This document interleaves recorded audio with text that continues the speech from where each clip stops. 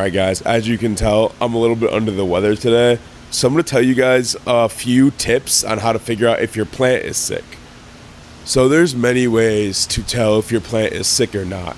I'm just going to go over a few of the most common ones to give you guys a little bit of a boost when trying to figure it out.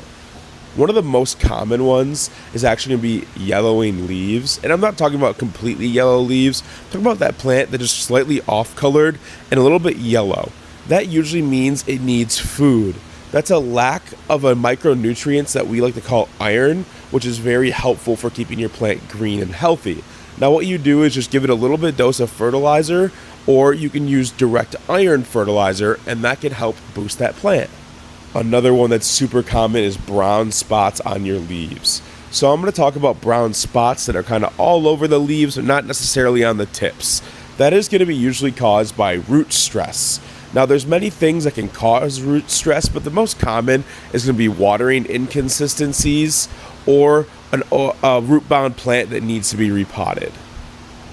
Another one I'm going to tell you guys about is actually going to be that brown edging on your plant that you can't quite tell what the issue is. That is 100% caused by watering. So that either means your plant is going to be overwatered or underwatered.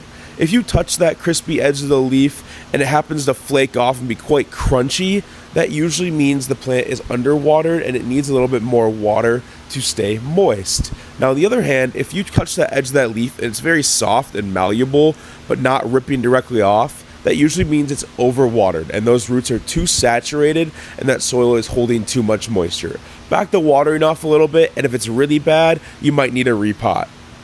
Alright guys, I hope this helps. Hope you guys' plants feel better, and I hope I do too.